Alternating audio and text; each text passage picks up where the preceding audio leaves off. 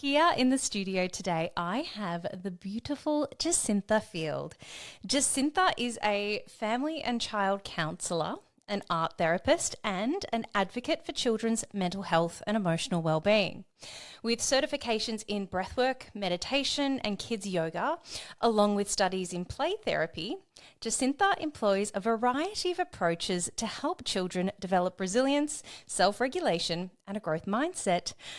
Now, Jacintha and I met, digitally online a couple of years ago, actually through a mutual friend, Mark. Yes. And it's taken that long for us to actually meet together in the flesh and to make this episode happen today. It was meant to happen on Behind the Smile.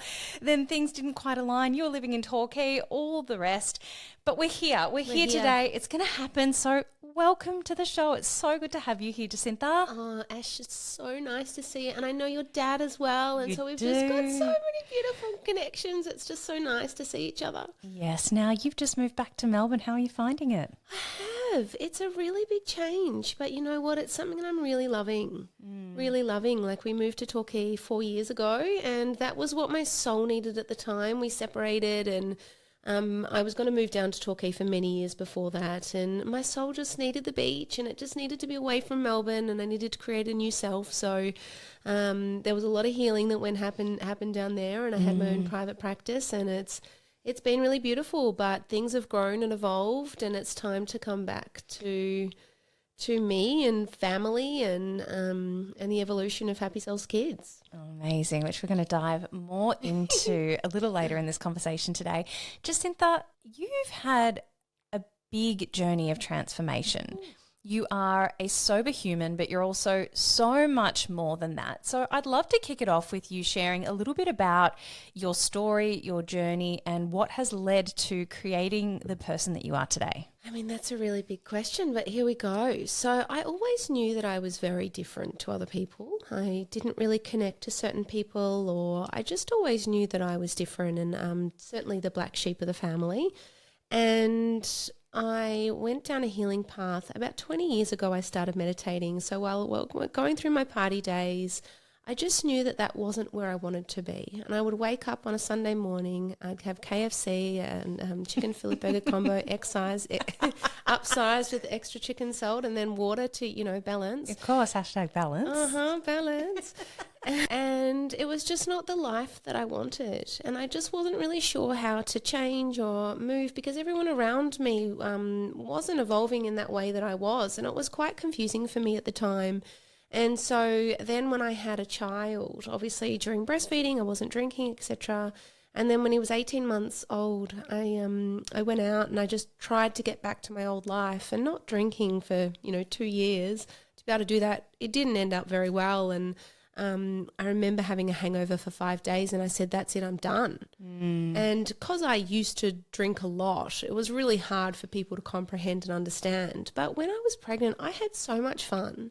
I would still go to nightclubs with my friends and dance and still have so much joy. And I remember one of my friends at the time saying to me, you're the funnest one here. I'm like, yeah, I know. Like, why do we need alcohol? And so it was this beautiful moment for me of that. I just don't want to do that. But then the Australian culture is that we, drink to get drunk. And if you're the drunkest person in the room, you get a badge of honour. And it was scary for me to move away from drinking at that time. Well, it wasn't scary for me, but it was, I think, very triggering for people around me, because they, as I've realised over time, I brought up something inside of them that they couldn't actually do. And you become that mirror to their behaviour, right? Absolutely. And so when they see you, they're like, oh, I don't drink much. And it's like, I have no judgment towards I was just you. asking how you've been. I don't have any judgment towards you. I have had such fun in my life. Like, whatever part in your life, whatever journey you're on, I am so supportive of wherever you are. And maybe drinking isn't something that you want to stop. Maybe you enjoy it. And so then I started studying integrative nutrition to become a holistic health coach. And I'd always been quite healthy, but I just went to quite an extreme level, actually, of just making sure that I was eating everything that was right for my body. And that was quite frustrating for people around me because I went to the extreme level of I'm not having that, or I'm not going there, I'm not doing this. And I didn't have a lot of balance in my life during that time. And so that was a bit frustrating. But I also learnt so much. I learned about labels and what I was eating and all of these things. And so then I was a health coach. And then I actually created a 21-day self-love program as well, which was on one of my friend Charlie Goldsmith's platform as well. And it was just a beautiful journey. You know, it was just this beautiful journey. And then in 2019, 2020, I could just feel myself evolving. We separated. And even though I'd done a lot of meditation and breath work and mindfulness, and I did a lot of yoga, and my son had these really big feelings and emotions that I could not support at the time. He was throwing bins around the house. He was running up the street. And I was like, whoa, I just don't know how to handle this, because it was COVID, we separated, and he started school all at the same time. Wow. And he was not okay. He was not okay. And I was very lucky to do a sadhana practice during that time. But I just knew with breath work and meditation, it wasn't enough for him. He needed more. So I started studying as much as I possibly could and researching, and how can I support his emotions and how can I support him. And then I studied to become a family child counsellor, an art therapist, and I just studied to be able to support my own son. Then during COVID, I saw that kids couldn't gain access to psychologists, and that just broke my heart. With everything that I'd learned over my 20 years of my own journey, I was like, I have these tools to be able to support people. And that was the birth of Happy Souls Kids. So it was just this element of like, I know I can help people. Like I've been through all of this, and I've spent my adult life dealing with my childhood. I don't want kids to have to go through that. Imagine that they have the tools that we now have as adults. That's the work that I do, is to teach them about, my psychologist once said to me, people's opinions of you are just that, they're opinions. And I've always been such a big people pleaser, and I want everyone to love me. And it was that pinnacle moment during my separation of, you know what, not everyone's going to like you in life, and that's okay. Yes. I remember when somebody said to me that what people think of me is none of my business. That was like a light bulb moment for me. You know what? You can think whatever you want, and especially through a generational separation, like, oh, it's a beast. There's so many layers to it. There's layers of an onion. And Glennon Doyle once said in one of her podcasts, because I listened to everything during that time. Like, that's just my personality. Like, when I'm in. And I listened to all of the breakup books, podcasts, whatever I could find, I got my hands on. And Glennon Doyle once said, and I just resonated to this so much, she said, when you separate, people will call you and have a 5-minute conversation with you, and they will try and work out who's at fault, and they'll go to that person. But how can you tell them about 9 years of your life? Nobody ever knows the intricacies of what goes on behind closed doors. No, at the end of the day, it's two people's fault. And two people's different realities. Absolutely. We're all different, and this is something that I've learned through my own journey as a counsellor as well, is that we all have our own triggers and experiences and different things that have happened to us over in our life. So what is a trigger for me is not a trigger for you, or what is a projection for me is not a projection for you. So it's we don't know people's life experiences, and there's so much even in this with relationships as well, is that we want our partner to show up in a certain way, or we want our partner to be something, but we don't know their experience. We don't know their childhood. We don't know what's happened in their life and what their beliefs and habits and all of these things are. I often say that with kids, like if my son does something, I'm so compassionate towards him and say, that's all right, mate, you made a mistake. But in my past relationships, if they did the same thing, I'd hold on to it for 6 years. You know, why do we do that? Yeah. We let children go, but it's at the end of the day, we're all got our inner child. So it's like letting these moments just pass over and say, that's okay. You know, we made a mistake. And even taking that one step further and being able to talk to ourselves with the same compassion that we would a child who's learning something for the first time. Yes. I often have this analogy that I talk to a lot of my parents in practice in Happy Souls Kids. I had a private practice in Torquay for 4 years. And I would say, you know that moment when you're in the kitchen and you pour the milk all over the ground and you get really angry with yourself and you're so frustrated. I said, what if you just said to yourself, that's okay, I made a mistake. They're like, I said, so what happens is when your child knocks over their toy or they're building Lego and they knock it over and they scream and yell and they're really horrible to themselves, oh, I'm so stupid. And you actually realize that's what you just said. 5 minutes ago in the kitchen, you're mirroring that behavior. What about if we all just had compassion for ourselves and love and just said, that's okay. You know, I'm learning, I'm growing. And letting go of that need to be perfect and to get it 100% right all the time. Oh my goodness. Oh my goodness. Like I will now, me and my friends used to use the term you're a loser as almost a compliment. And like that looking back now, like what an awful term to say to each other. Now it's that having that compassion and love. And if I say that if you wouldn't say something to somebody else, you shouldn't be saying it to yourself. Yeah, and just as we're talking about this, I then feel like it extends again beyond being able to have compassion for people who have harmed you and for people who maybe in the past you've had a resentment towards. And I've really, in my own journey, started to peel back these layers of understanding to a point where I'm starting to have gratitude for the people in my life who caused me pain at certain points, because I know that they contributed to shaping and molding the person I am today. And the reality is, people don't wake up in the morning deciding to be horrible people. Something is going on in their life, and maybe that's an unhealed trauma from childhood. Maybe it's an extreme amount of stress or pressure that they're under within their home life, but people don't intentionally want to be hurtful or harmful. There is like hurt people. We've all heard that before, right? And I think that being able to just really pause and remember that a lot of the time this is just a projection, it's actually not about you, allows you to stay in a place of calm and peace no matter what's going on around you. And that's a real healing modality of being able to say, that's okay, that's not my stuff, that's their stuff, they're going through something, and I'm just going to send them love. Now, that also requires boundaries, because the old me would chase that person. Yeah. The old me would be like, oh, but you know, I can fix them, I can help them, I want to help. The new me is, I'm just going to hold a boundary here, and it's okay that you're going through something. I'm okay with that. You know, I want to support and love you from afar, but if it's going to be projected onto me, I'm going to remove myself from this situation until there's a level of respect and harmony brought back in again. You can still love somebody from afar, even know that they're going through something, because sometimes you can become the punching bag for somebody.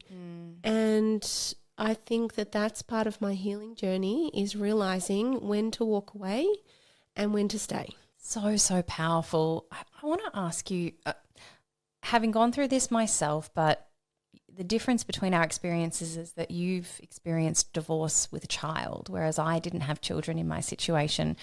I know that going through a divorce was actually an opportunity for me to really learn how to establish and hold boundaries. Tell me about your experience moving through divorce. Is that the arena where you learned how to hold these boundaries, or has it been in the years following that? I mean, this is a really big question. I'm not going to sit here and say that divorce is amazing, because it's not. It is like being smashed into by a semi-trailer going 100 miles, and I felt like my entire body was smashed into pieces. And I had to pick up every single piece of myself over time, and having a child to do that for as well is really challenging. It's a really hard journey with a child, and this is why I do support a lot of separated couples, and I support a lot of people that have gone through separation, because holding that space for the kids is really important as well as having self-love for yourself and lighting up your own cup. I haven't had a lot of help with my child since we moved to Torquay, and so a lot of it's been my responsibility. I didn't have any day-to-day help with him. It was all up to me while running a full-time practice. I had a home practice. I'd clean the house. I'd get it ready. It was just, there was so much that I was holding. Yeah. And even as a single mum, you don't get as much help as you think you will. Yeah.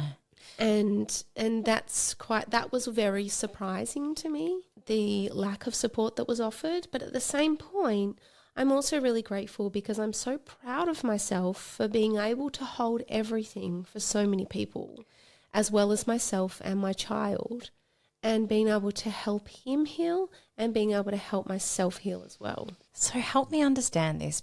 You are a holistic practitioner and I know that you embody the work that you do. Mm-hmm. How did you find the time to do all of that and still look after yourself? Ash, I learned how to say no. I learned how to say no. What does that look like? Because I really want people listening here today to be able to really get this in their bones, because I think we talk about boundaries and saying no. What does it look like? It means showing up for myself first. And for 4 years, I didn't have anything to give to anybody else apart from myself and my son. And for many years, I was surrounded by many acquaintances. I won't call them friends. And I knew a lot of people. And then when you go through a separation, where did they go? Because not many people check in and ask how you are, or maybe once or twice, but it's different. You know, when you realize who's there for you and you realize who's not there for you. And that was a beautiful moment for me, who used to run around like a headless chook, looking after everybody else, whether it was family, whether it was friends, making sure that I was here, there, everywhere. And I just learnt to say no. I would ask myself wholeheartedly, does my body want to do this? Is it a yes? Is it a yes, yes, yes? Or is it a I'm too exhausted to go, I can't go because I need to light up my own cup? Like, not only am I healing and, you know, I haven't been perfect during my healing process. Absolutely, I haven't. I'm a talker. I like to talk about things. So, like, I'm like the Shrek. I'm like the donkey from Shrek. Like, once I start, I'm like, and my separation was, oh my gosh, there was so many bombs thrown at me so many times. And I just could not comprehend some of the things. I was like, but what do you mean? Like, I can't, what do you mean? Like a child. And, you know, it was a lot. And so I talked my ear off to certain people, and it was only a select amount of people, but I learned to even just sit in my own pain. I learned to just stop projecting it onto other people, and I learned to just sit in myself. And there are absolutely still times that I'm like the donkey from Shrek, but I just learned to sit with myself and cry and let it all out in whatever way that needed to happen. And sometimes that was, I feel like I need joy and I'll go surfing. Or sometimes it was like, great, I need to be surrounded by friends because I just need some love. Or I just want to go back into my dungeon and eat chocolate because sugar has 100% been my vice. Like, I used to drive 3 or 4 times a week. From when we were still living in Melbourne, we hadn't had that transition to Torquay yet. I was doing 20 hours a week of driving from Torquay to Melbourne to be able to have my son in school in Melbourne. I would stop at the petrol station and I would get, whether it's snowballs, chocolate, whatever, just so I could survive because I was so physically exhausted. Of course. From doing all of that work. And it was, and you know, that's continued on as well. I'm still getting my sugar addiction under control. But, you know, I learnt to just say, I can't do that, or I can't go there, or I'm really sorry, I've got stuff going on, or and people that really love you will understand. Yeah. So I'm imagining like that might be something like, say somebody's having drinks for their birthday and, you know, you just know as much as you want to show up for them, you're burnt out. You're at your end. You need to conserve your energy so that you can show up for your son. Yeah. And I have some beautiful friends, and there's two things that come to mind. One of them was one of my beautiful friends, and I'm not going to name names. She'll say, that's okay. You're the friend that I go to when I'm having a really bad day, and you listen to me and you hold space for me. You're not the friend that comes out and drinks with us.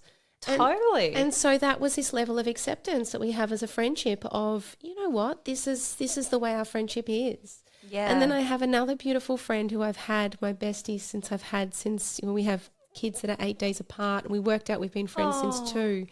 And it was her birthday last year or this year, and I got a call from her one day, and it was 8:30 at night, and I was thinking, wow, this is really strange that she's calling me. And she said, and she called and she left a message on my voicemail, and I was at a pub and I was like, oh my gosh, I've got to answer. So listen to her voicemail, and she goes, happy birthday to me. Oh. And I was like, and I called her straight away and I'm like, oh, it's your birthday today. And she said, yes, but she just knew how much I had in my head and how much I had going on. And that radical acceptance of a beautiful friend that was like, it's okay. Yeah, and the fact that she could be playful with you around it rather than holding it over your head, making you feel shame spiral. She's just like, hey, honey. She goes, it's okay. Yeah. I'm here. What a beautiful friend. What a beautiful friend. And that makes me and inspire other people to be the same. Like, I get so mad at people for something they've said or situations, and sometimes they just got stuff going on. Yeah. You know, their head's full. They've got to-do lists to do. They've got stuff going on. And if we can just have that more play and love with the people around us sometimes, or just say, one of the things is that I found that people can't hold big emotions because they don't have the capabilities. And I had a lot of resentment towards many friends over time because they just weren't there. And then I realised, what? They can't even hold space for their own feelings. How on earth are they going to hold space for mine? Yeah. And so my advice to people that might be listening today is, if you find big feelings hard, and a lot of people do, you can just say and be really honest, hey, I can't handle the big feelings. I'm not good with the big feelings. How about I get some ice cream, we come and watch a movie, and I just hold you. And that is my way that I can love you through this. That's beautiful. And isn't it something that we can just be more authentic with people in our lives about how we're feeling rather than running away from big conversations? Yeah, and just having that acceptance for each other. And sometimes it is just knowing someone's there. They don't have to even do anything. No. It's just knowing that they're there. They're there. That's what we all need when we're going on our healing journeys. And tell me, you talked beautifully just then about, I describe it as learning how to sit in the shit. The mud, I call it. The mud, yes, that's a more eloquent way of putting it. Did you ever at any time think, I'm just going to have a drink, this is too hard? No. There were times where I didn't want to be here, but it was too much. It was too hard. Too many people had walked out of my life. There were too many layers. It was too much. And how did you get yourself from that absolute depth of darkness to not even wanting to be here anymore to where you are now? My son, when you're a mum and you look at that person and they say, Mummy, I love you, and Mummy, thank you, and you look at their eyes and you can see how much that they love you, that's what gets you through. But drinking, no. As I said, sugar's my thing, but no. Yeah. No, I mean, it would have been easy just to pick up that life again, but and I got offered medication so many times, anxiety medication, or people that couldn't hold space for me. You should just get this or this or this. And because I'd studied as a holistic health coach, I'd studied integrative nutrition, I'd learned about my body and what was good for me and what was not good for me. I said no. I said, thank you so much for your opinion, but that's not something that I want to do. And they would push it down my throat, and I would be like, thank you so much, but this is not the way that I want to go. My personal opinion, and everybody has their own opinions about things. I didn't want to mask what was going on with me. I had years of traumas to go through. I was in a very domestically violent relationship for 15 years of my life. Wow. Before I separated. And I'd never really dealt with the depths of that. I'd never really dealt with some of the things that I've gone through in my life. And I knew that was my time to really go as deep as I possibly could, so I would never end up in the same situation with somebody ever again. Or attract, we attract things that are inside of us. I didn't want to attract that ever again. That sounds absolutely horrific, and I'm so sorry that you experienced that. Did you realise what was actually going on at the time, or do you feel like you were kind of numb to it? Deeper, when I'm in that relationship. If I look back on it now, how low was my level of self-love to go back to that person time and time and time again. He would jump over the fence and leave for 3 or 4 days and turn his phone off, and I would still go back to him. Yep. You know, it's just, that is a really broken human. Not just him, he was broken. That was me as a little girl that was just craving love. And I would say things like, no one will ever love you. And at the time I believed it. Yeah. So I knew that I needed to go to the depths of me. Like I needed to, if everyone else was away, I had to learn that I am my own hero, that I am the person that should love me more than anybody else in the world. Something that I ask children and also adults in practice is, who do you love most in the entire world? It's always my kids, my partner, my family. I said, what about you? Because during that time when I was in that relationship, I didn't love me. Of course not. How could you have allowed those behaviours to play out if you had self-respect and if you had self-love? No. And so people may say, you know, domestic violence, etc. And absolutely it's not your fault. It is not your fault. But then we've got to ask the question of, why did you stay? Yes. And that's where we need to work on ourselves. That's the moments that we need to work on ourselves and say, I deserve better than this. And often I find it can sometimes be, if you can't find the answer for yourself, a question can be, would I allow this behaviour to happen to my daughter? Yeah. And It Ends With Us is the perfect movie for that. That was very triggering for me watching that, because this was someone I was with when I was just, 17, 18 years old. You know, it was a long time ago. I hadn't even grown into a woman back then. And It Ends With Us is exactly what he says at the end. How would you feel if your daughter came to you? And it's the same thing. Like, we need to really... That's why I stopped drinking, because I didn't want to be throwing up in a toilet the next day on a Sunday morning when I had a son. Like, I wanted to be the best version of myself that I could be for my own child. Yeah. You know, I didn't want to be drinking and have those habits and beliefs. I want to be the best person I can be, because I'm a mirror to my own child. Absolutely. They watch. Oh, yeah, they watch. And they pick up on energy. Everything. Yeah. Yeah. Spoken and unspoken. Yeah. It's the feelings. It's the, during a transitional phase, he will always sleep in my bed, pre and post. Or if we're too busy with friends, it's the same thing. You know, if he doesn't have my love, if he doesn't have mummy's love, he will crave it. And I can feel that. And I'll say to him, hey, do we just need some connection time? He's like, yeah, mummy, we do.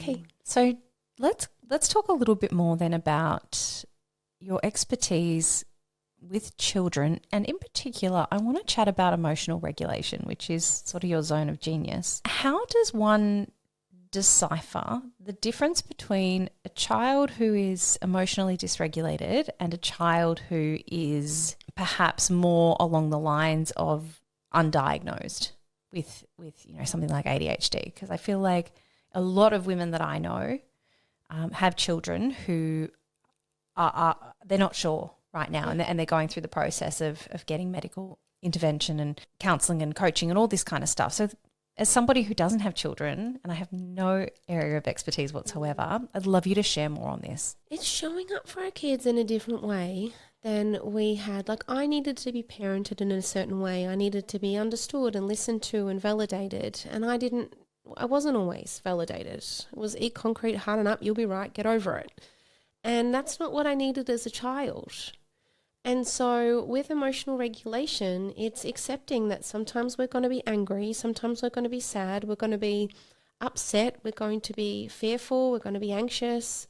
All of these emotions have a place in our life, every single one of them. And we were always told to stop feeling. And so now it's just a different way that we show up for our children, where we allow them to feel. And if they're angry, you're like, oh, okay, you're feeling angry today. That's okay. Let's get a pillow and you get all your anger out on the pillow. Let's stamp your feet. Let's scream into a pillow. Let's get some pens and paper and just draw. My meditation teacher 20 years ago got me to draw because I couldn't express my feelings. So she just got me to use colour and draw. And what happens when we do that, when we allow ourselves to express our emotions through art? Our feelings go away, because if we don't allow ourselves to feel, then we go out and use drugs and alcohol and social media and sugar and all of these things. We mask what's going on from self-regulation. Often it can be food. So it's like just calling out with our feelings and allowing everyone to feel. In a family situation, I will say, like, hey, if you come home, you don't need to be Superwoman or Superman. Come home and actually say, hey, I had a really awful day today because I got a little bit frustrated in this circumstance. You know, this wasn't okay and this happened. And then that allows your children to feel as well and gives them permission. Because it's neurodiversity is 1 in 10. Wow. It's 1 in 10, and that's diagnosed. You know, there's a lot that hasn't been diagnosed as well. And so it's just allowing your kids to feel, because the thing is that if they act in certain ways, they don't blame you, they blame themselves. And then they feel an element of guilt and shame. We don't want them to feel that, because if they're neurodiverse, they already have a lack of self-worth. And so that level of self-worth that they feel, they're not blaming you, they're blaming themselves. So it's just having compassion and empathy towards children. They're doing their best. They're doing the best that they can. Yeah, they're going to make mistakes. Yeah, their big feelings and emotions are going to come out when you least expect it.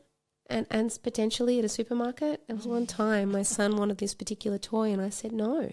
I sat with him in the supermarket for 45 minutes and I said, whatever you've got to move through here, mate, I am right here for you. Lael Stone is one of my beautiful mentors in this space, and you know, she says we have to hold the boundary so they can push up against it. And when we push up against that boundary, what it allows them to do is those big feelings that they've got inside, it gets them to release them. Like, release those big feelings, get them out of your body. Give them permission to do so.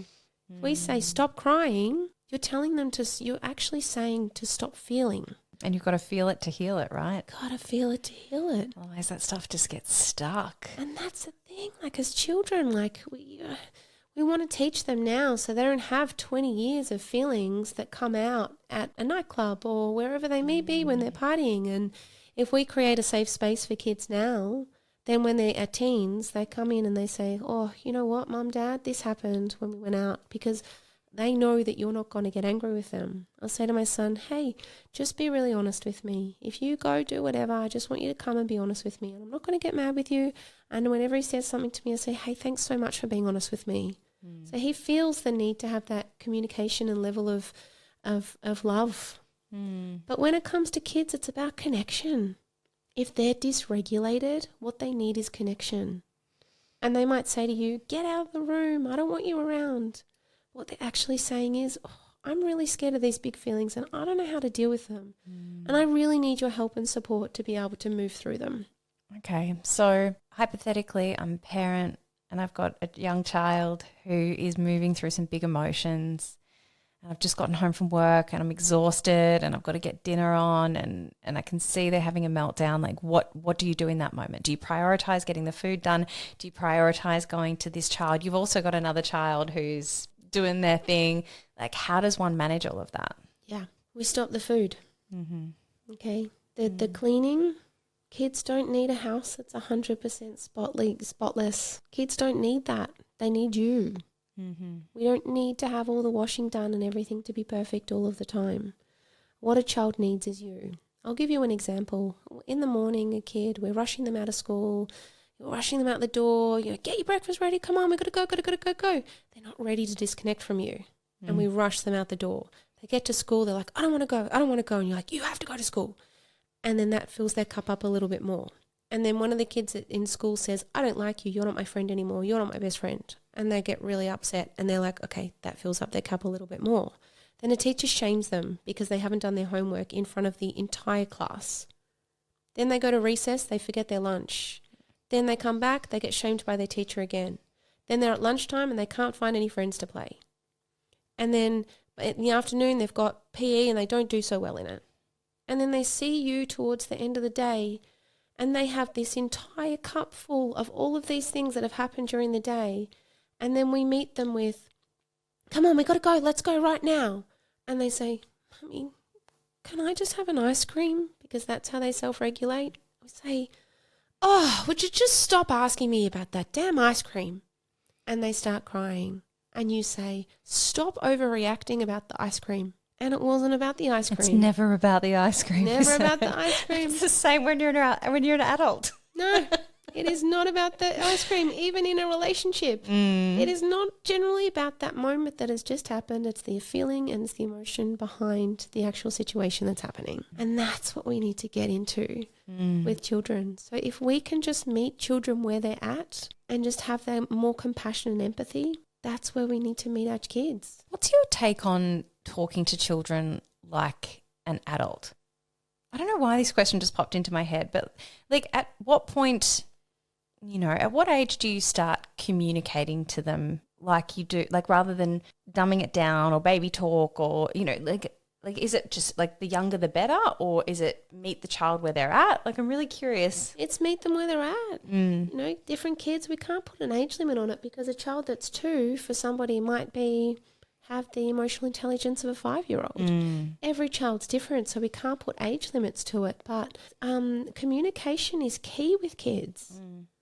Even what they're doing on the weekends, like they need to know what they're doing. Otherwise we go, come here, let's go here, we're going here, we're going here. And they're like, I have lost all control out of my life. Especially when you're separating during that time. They need to know where they're at, where they're going. They need to have choice. Hey, how many parents have actually said to their kids, what do you want to do this weekend? What do you want to do this weekend? It's really important that you have some choice into our lives and things that are happening, because your opinion is valid and your input in this world is valid. Your input in this family is really valid as well. So I think when you ask that question of when do you start talking to them like an adult, as early as possible. Yeah, I love that. Yeah, you give them choice. I'm really big on yes days. Oh, what's a yes day? Can I take part in a yes day? Okay, yeah. Parents just like kind of like they're like deer in the headlights when I say this, like what they no. You give kids an opportunity to choose their whole day. So you say, hey, you know what? It's you've got, it could be $100. You create the boundaries and rules surrounding it. You have $100. I want you to create the day from start to end. The $100 includes our food, how we're going to get places. If you want to go to bounce, if you want to go to different environments, you have to pay for that. So then they learn about money and the price of everything and how much it costs. Or it could be we don't give you any money and we just ride our bikes places, but you get to choose where we're going. And so that helps kids feel really empowered, because we want to give them choice. We want to help them feel empowered. We really want them to stand into themselves, because if we get kids that conform right now, that's how they're going to be when they get older.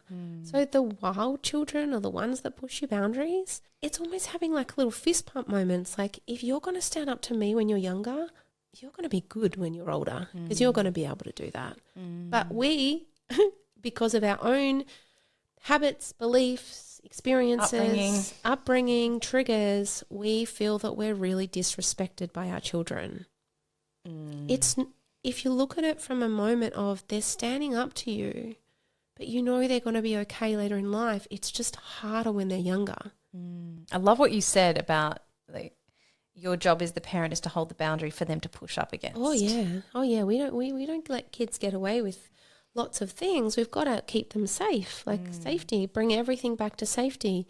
Hey, it doesn't make me feel good when this circumstance happens. Or my son was lighting matches today and I said, okay, bring it back to your authentic feelings in those moments, because anger can come out as yelling or control. But if we go back to authentically, okay, I'm feeling really nervous when you're lighting lots of matches, because if you put it down on there, it could catch fire.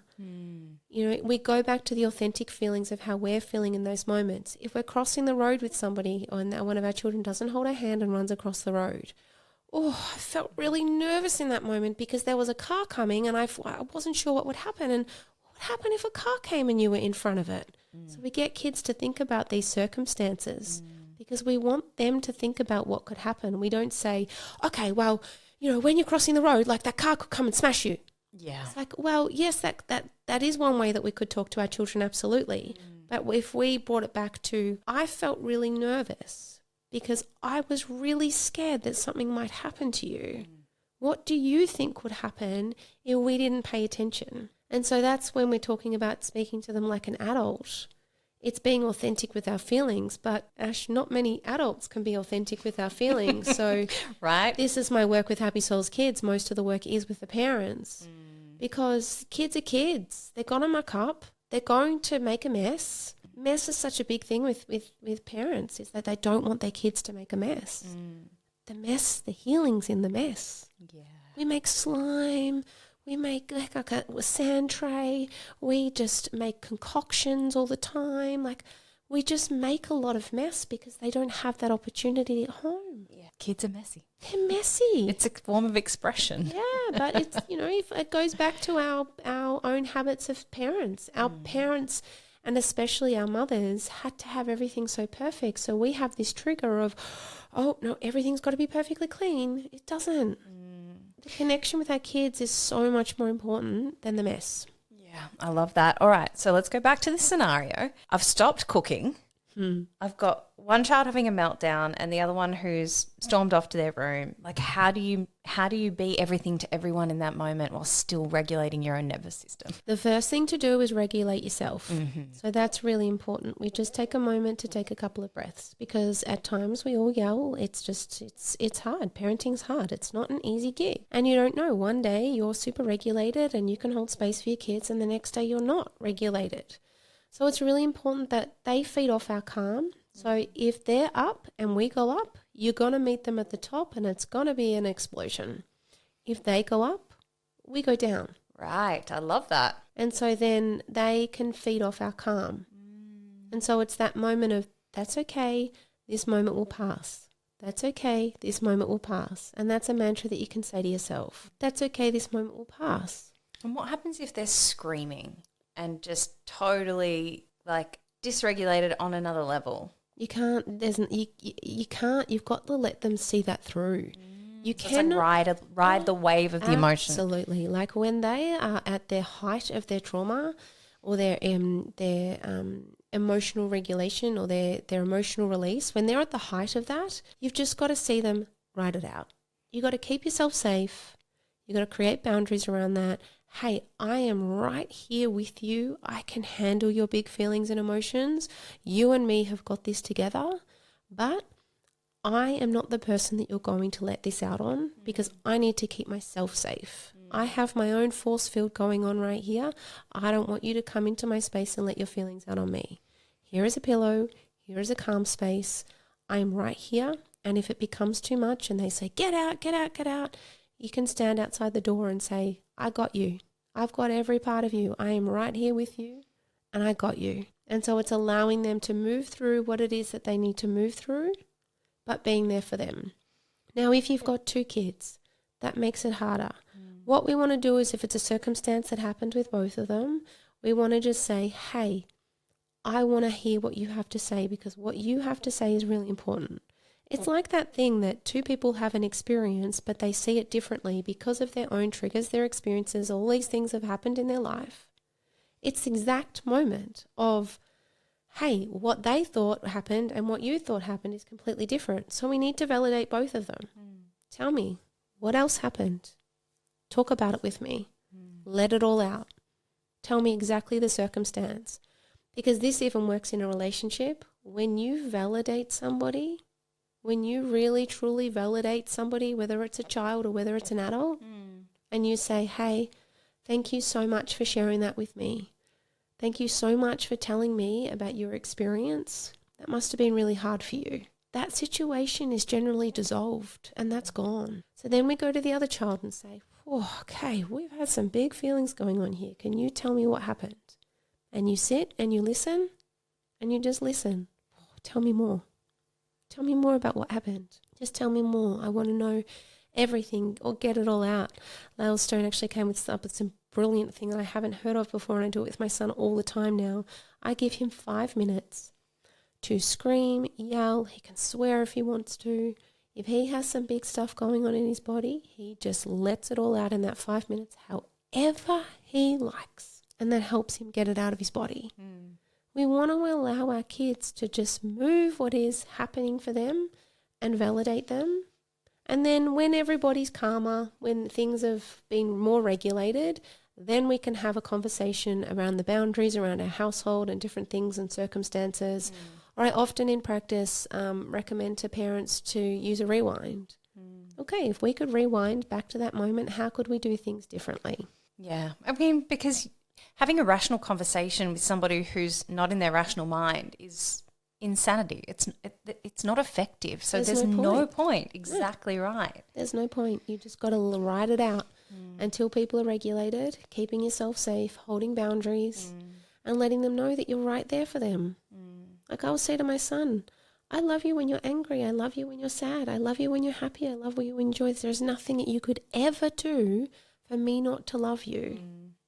And he will often say to me, Mummy, you're grumpy. You need to go for a run. That's beautiful. So, 9, 10 years old, he's learned that my feelings aren't because of him. There's stuff that's going on for me. Wow, that's huge. Yeah. That's amazing. Oh my goodness, I feel like I could ask you a bajillion questions, but I'm mindful that we're running out of time. So I'd really like to finish up talking about coming back full circle to you, because all of the stuff that you have shared today, I imagine you can only embody by having a regulated nervous system yourself. So for those watching or listening along, what has been, I'm going to ask you to choose one, but if there's a couple, I'll allow it. What have been the things that have moved the needle the most for you, that have allowed you to become a regulated human being so that you can show up as the beautiful mother that you are today? It's my breath. And it's not even necessarily doing breath work. I've done a lot of breath work over time. It's really coming back to my breath in moments where I feel dysregulated. I do this thing with my fingers and it says peace begins within me. So I touch my each one of my fingers and I bring myself into a level of calm. So for those who aren't watching and they're just listening along, what you did just then was you put your thumb and your forefinger together saying peace. And then your middle finger and your thumb together begins. Yep. And then your ring finger and your thumb together with. Yes. And then your pinky and your thumb together, me. Yes. Peace begins with me. Yep. Peace begins with me. That's beautiful. Yeah. Peace begins within me. And it's also something I teach kids in practice. They come up with 4 things that are important to them. So they have this element that when they're feeling nervous or anxious, they just come back to that moment where they can come back into their body. And to be honest though, Ash, it's all about having more compassion for myself. Oh my goodness. I'm not hard on myself. I screw up all the time. I say silly things. I have verbal diarrhea. I muck up. I might do some silly things. But I just say, that's okay, you're learning. It's okay, you're learning. I don't beat myself up, or I won't say anything to myself more than I would never say to somebody else. I make sure that my self-talk is really kind to me. And is there a journaling practice that you do for that? Have you gone down the pathway of affirmation? How do you regulate that? How do you stay accountable to that? I mean, I go in and out of practices all the time. Meditation certainly helps me with my meditation practice. Journaling, I mean, ideally, I like to get up and journal, but whether I do that or not, it's another story, because who knows what my day looks like. Definitely having regular exercise practices, like whether it's running or skipping, or I'm going back to boxing. I'm about to start a really big detox tomorrow. What we put in our bodies is really important as well. I know that affects my mood. I find with sugar, I know when I eat sugar that I've got some things in my body that I need to move through, because I get very emotional.